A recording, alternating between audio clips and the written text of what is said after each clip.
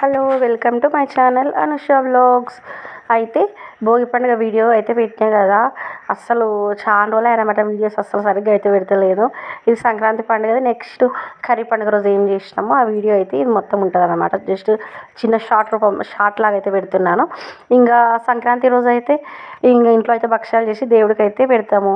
ఇంకా భక్షాలు తీసుకొని వచ్చి ఆ చెలకలు అంటే చేను దగ్గర అనమాట, మా ఆయన వాళ్ళ నానమ్మ తాత ఉంటారు కదా, వాళ్ళకి అయితే పెడతారనమాట. ఈ అంటే సంక్రాంతి పండుగ అనే కాదు, ఏ పండుగ అయినా సరే ఇంట్లో ఏం చేసినా సరే వాళ్ళకైతే కూడా తీసుకుపోయి చేను దగ్గరికి పోయి వాళ్ళకు అన్నం అయితే పెట్టేసి అయితే కొబ్బరికాయ అయితే కొడతాము.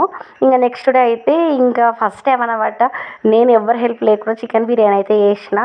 సాహసమే అనుకోవాలి, వస్తుందో రాదో, లేకపోతే ఏమంటారు అస్సలు రానే రాదు అనుకున్నా, కానీ సూపర్గా కుదిరింది అనమాట.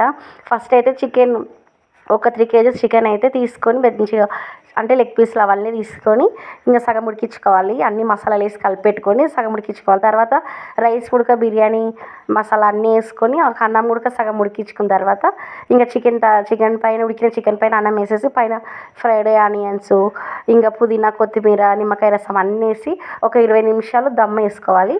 ఇంకా బిర్యానీ మాత్రం సూపర్ వచ్చిందన్నమాట.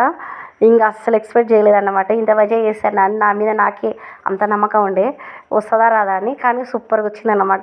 బిర్యానీ మాత్రం సూపర్గా అంటే సూపర్గా ఉంది. ఇంకా నెక్స్ట్ అయితే ఇంకా మా వాళ్ళ కోసము ఇంకా చికెన్ కర్రీ అలాగే నాటుకోడి పులుసు బిర్యానీ అయితే చేసినాను. ఇంకా మా కోడలు మా అల్లుడు అయితే అత్త బిర్యానీ అంటే ఇనంగా ఇంకా వాళ్ళ కోసం అయితే బిర్యానీ అయితే చేసిన. వీడియో నచ్చితే ఇనంగా లైక్ చేయండి.